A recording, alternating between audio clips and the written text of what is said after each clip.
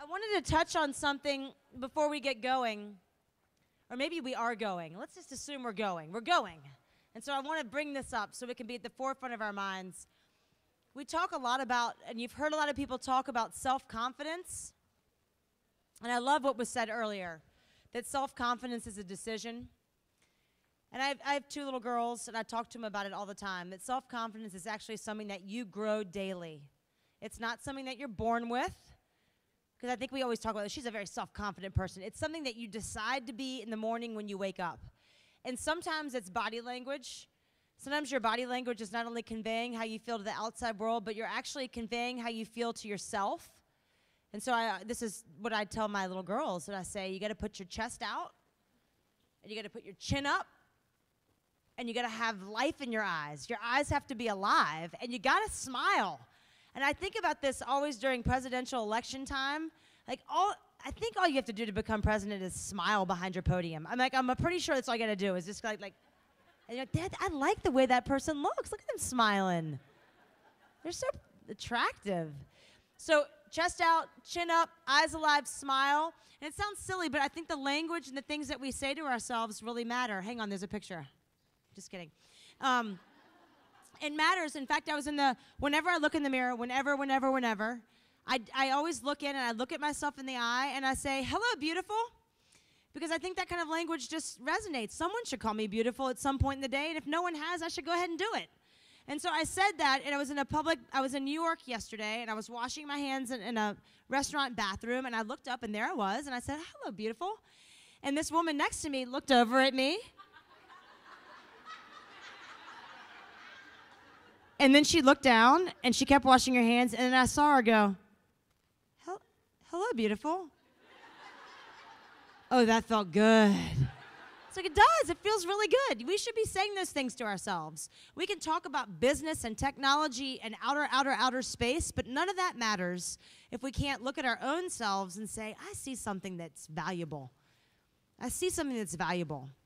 I'm so lucky about that value inside of myself. And we can see it in ourselves, and other people can see it. And I think you got to actually protect your self-confidence. I think it's a really important thing.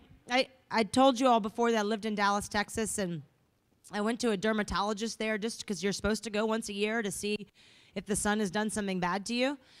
And I went in, and she looked at me, and she started writing down all these notes about my face and about spots or lines or things. It was really like exposing. I felt like, and finally she said, we can do something with a laser for that. And we can do that. And I said, you gotta stop.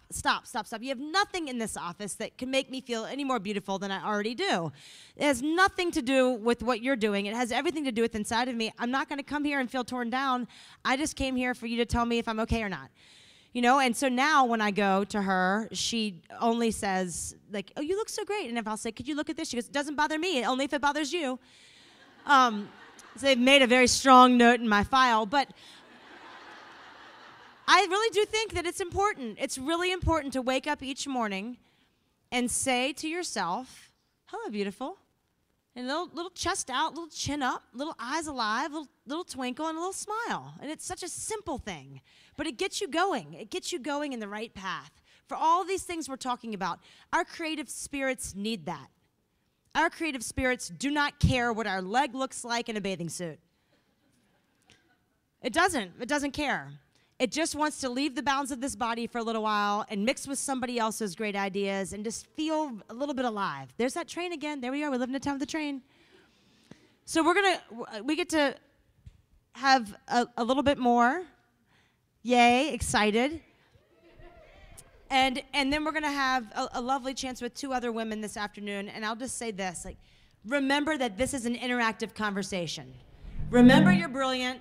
Right? Remember, I want to jump up and talk because I've got something to say, and this is not just us up here talking and pushing out. And then this afternoon, we're going to be asking a lot of questions. So I want you to start just getting in your mind. It's going to be very interactive this afternoon. And with that, I'm going to turn this back over to you, my dear. Thank you. I'm already mic'd up. She's already mic'd up. Yeah. Awesome. All right. So I think it's great that Courtney went again before I did because she's got a great presence and is a great storyteller, And I think what's really, really important for the tech industry to get more of all of us, I'd love to see this room just like piled with women to the point where we're pushing and shoving very politely, but want to see more of you. And so for myself, one of the reasons that I've started pushing more public speaking is because I feel very, very strongly about having the female voice. And while it's great to be on stage and hear myself talk, I want to hear more of you all getting up on stage and speaking as well. And it doesn't always have to be on stage, in a meeting, in a conference, whatever you pick your spot. And so I want to start by just sharing my story about public speaking, because I know everyone's always curious, like, how do you get into it? It seems so daunting. It seems really scary. What's the first step? And I will admit, I was actually a very, very shy kid. Again, Indian child in Texas, and there weren't a lot of other people that looked like me. And so I was not necessarily terrified, but I just felt like anytime I spoke up, someone was going to shoot me down. And I'm sure somebody in here else has felt like that. And over time, I realized that if I didn't speak up, then no one was going to hear what I had to say, and I felt like I had something worthwhile to share. And so in middle school, I was one of those speech and debate geeks. So in the most awkward times of your age or your life, I decided that, hey, why not just get over it now, because it's only going to get harder as I went to college and work, etc. So I decided to start speaking. And then when I got to college, engineering school is one of those good but bad places where you don't get a chance to really speak up. You're always heads down, you're building something, and sure, you're collaborating with teams, but it's not enough. And so I became very rusty over the 4 years that I was there, and then a couple years into my career, I again started to develop that shyness, that stage fright. And you've heard the story about how I began at Mint. Well, one of the things that I wanted to do was I wanted to recruit more people to Mint. I wanted people to know about what we were building. And so my team said, because they knew my background, they're like, well, you used to be in public speaking. Why don't you just start speaking? I was like, yeah, it's only that easy. So I decided, okay, fine, I will take the challenge. I will start speaking in public. And yes, it is harder than you think, because first, you've got to figure out what the heck to talk about. And second, you've got to find a place to speak. So I signed myself up for a local code camp. I figured it would be like a gentle audience, just sort of ease my way into it. And then I had my team help me come up with a topic. And what they said was, well, your story of going from a prototype to scaling a product is actually pretty novel. You should share that. That's what you should talk about. And so that's what my first talk was about, and I was extraordinarily nervous. I got up, and it was about 30 people, and I was worried because I was like, I don't know if this is going to be engaging. They're probably like, why is this person talking about building products? Like, we all know how to build products. And what I learned after the talk was a number of them came up to me and said, this was great because I've never built a prototype. I'm stuck like building one feature, or this is great. I've built a prototype, but I have no idea how to scale it. Or, hey, it was actually great to finally see a chick get up there and give a talk, right? So it was good to have a presence, and it was good to start getting back into it. And for all of you out there, you're probably still like, yes, I want to speak, but I'm nervous. That's natural. I'm going to walk you through some simple techniques to help you calm those nerves in any situation. And you're probably wondering, well, okay, I've gotten over that stage fright. I know I can own the stage, but I don't know what the heck to talk about. I've only been coding for 2 months, 2 years, 2 decades. I hear it all the time. So we're going to dig into how do you come up with a topic that you feel comfortable talking about. And then finally, while we love to talk about the things that we're building, it's got to be engaging, right? People want to be able to stay awake during our talks. So we've got to make it so that they feel encouraged and inspired to act after we speak, and that we're presenting topics in a way that's going to resonate with them. So we'll cover storytelling and a few other techniques to do that. So let's start with stage fright. It's very common, and like I said, it's happened to me. It happens in every talk I give. I can't say I've ever had a talk where I just felt like amazing when I either prepared or got up on stage. There's always some level of nerves, but that's good, right? It means you're alive. So we've got to not eliminate it completely, but we've got to learn how to put it in check, right? And it can be in any situation. It could be in a meeting, it could be having a casual conversation, or it could be on stage. So the first technique that I want to present to you, and you're probably all familiar with this, is the power pose. How many of you know the power pose already? All right, only a couple of people, so here's what, I'll talk about it, and then I want you all to give it a shot. So the beauty behind the power pose is that it was originally discovered by Amy Cuddy. She's got this great talk about it. And the thing about the power pose is that people do it across cultures. And they do it typically when they achieve something great. So think about the soccer players who raise their hand, or think about people who are just like cheering them on. They always raise their hands, and they can do different kinds of postures, but in general, they're raising their hands. And when they do this, they immediately get this rush of testosterone, which makes them feel confident. It also reduces their cortisol, which is it's one of the things that causes you to have high levels of stress, right? So this raising in testosterone, reducing in cortisol is what gives you a sense of power. And so in any time you do that for at least 2 minutes before you speak or before you present, you feel more confident. And so Amy Cuddy came up with this idea, and it has been actually spreading all over the world for a long time. Now, I was not aware of the power pose, and last year I gave a TED talk. And like I said, I have always had a little bit of stage fright, but I was actually feeling really great about TEDx. I practiced with friends and family. I felt great. I showed up to the TEDx, and everyone was cheering me on there, and I felt great the day of. I had my cute little outfit on. I was all ready to go. And then they called my name, and I was like, okay, I'm good, I've got this. And I started walking on stage, and all of a sudden, my knees would not stop shaking. They just kept shaking and shaking. I was like, oh my God, they're recording this, and all anybody's gonna see are my shaky knees. I can't believe I've done this to myself. And so I got up there in the red circle, I took a couple deep breaths, and I was like, just do it, just do it. So I gave my talk, and I felt okay about it, and most people in the audience came up to me and said it was great. I watched the video later. I was like, oh, my knees actually weren't shaky. But I still felt like crap. Like, how do I avoid that feeling? So I talked to my partner, Karen Catlin, who has co-authored my upcoming book, and she told me about her TEDx experience. She was like, I felt like crap before the talk. I practiced with friends and family just like you did, Purnima. I practiced by myself. I never felt good about it. And then I watched this TEDx talk by Amy Cuddy on the power pose. And right before I got ready to do my talk, I went to the bathroom, and I just stood there for 2 minutes. And I know people were looking at me like, what the hell is she doing? But I did it, because what else was I going to do? I was so nervous. And she said when she got up to her red circle, she felt amazing. And I was like, oh my God, I got to try this. So ever since Karen has told me this story, whether you believe it or not, I always have done the power pose. In fact, I did it before today's talks. And the thing that has been great is it gives you something to do. So whether you believe the medical research or not, it gets you in a mindset of, I want to be confident, I want to be powerful, just like what Courtney was talking about before I started presenting, right? She's saying you have to give yourself those affirmations.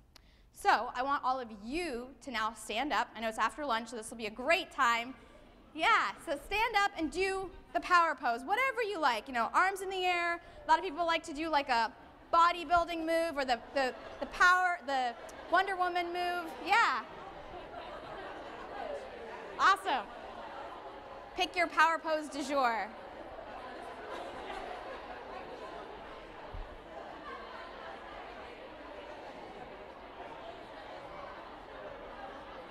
All right. Y'all can sit down now. Thank you.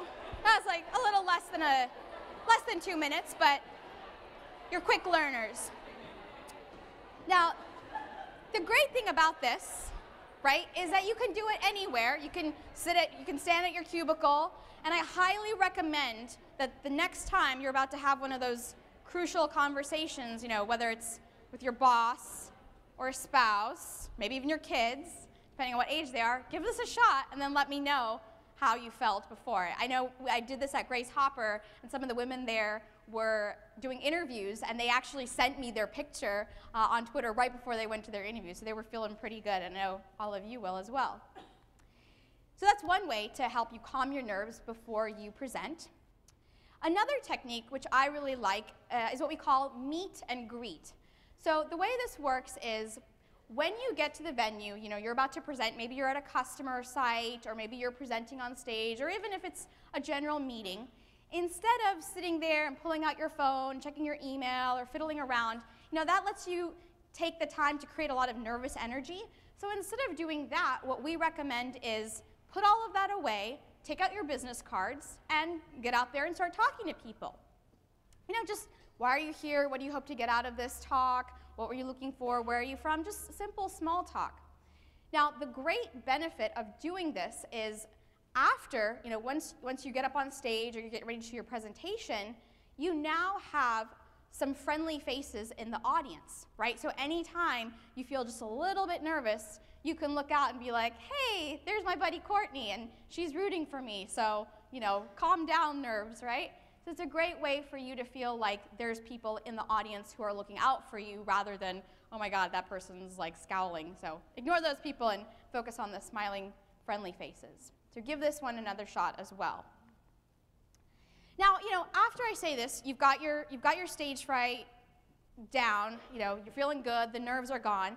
Another issue that a lot of people say is, well, that's great, but I don't know what the heck to talk about. I've only been coding for 2 months or 2 years or 2 decades or 2 centuries, whatever. I don't know what to talk about. And I don't know why anyone would want to hear me say anything. Everything's already been said. There's experts who are talking about this stuff. What difference does it make what I have to contribute?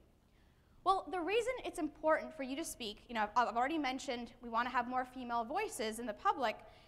The reason it's important is because you have had a unique experience. And that could be a positive one or it could be a negative one, right? Doesn't matter. But you have to share that experience because when you share that, a few things happen.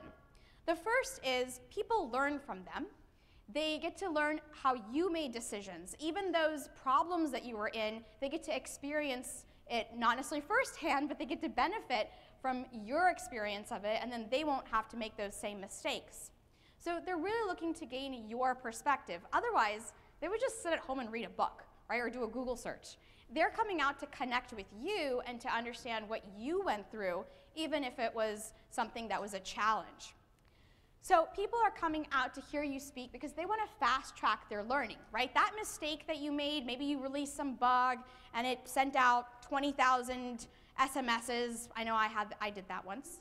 People want to hear that. It was a valuable lesson, and my boss was very, very pleased about it. But people want to hear that because they want to know, how did I recover from that? How did I not get my ass fired, right? How did people continue to trust me to write code? So they want to learn that. They want to know it's okay. So it's important to share those types of stories and share that experience. So whatever it is that you've done, whether you have learned a new framework, whatever it is that you've been working on for the past few months, those can be valuable experiences to share. So we have a technique we call the inventory method. And basically the way that works is you're going to take stock of past projects or things that you've been working on in the last 3 to 12 months. And the reason that we recommend 3 to 12 months is because that's usually what's really fresh in your mind, right? You've got those stories, you probably still have those war wounds, and so it's valuable to share them, but also because we're technologists, right? And technology moves pretty quickly. People want to know what's cutting edge and what's worked for you recently. So if you think back to a story that maybe happened 5 or 10 years ago, make sure it's still applicable as you're thinking about it. But this is a great way to get started. And to jot down, was there a process you put in place? Did you have team issues that you had to overcome? What were all the problems? And then what was the end result, right? So jotting all of these down can be really valuable. So now, in the spirit of keeping this interactive, I'm going to put you all to practice and giving you a handout. And the first exercise in it is practicing the inventory method. So I'll give you about 10 minutes to take the time. Think about a project you've worked on recently and how that might be valuable to an audience. And it can be a couple projects. You don't have to sit here and worry about it being perfect, right? Brainstorm, let your mind go, but just take the time to figure out what it is that you've worked on that might be appealing to an audience.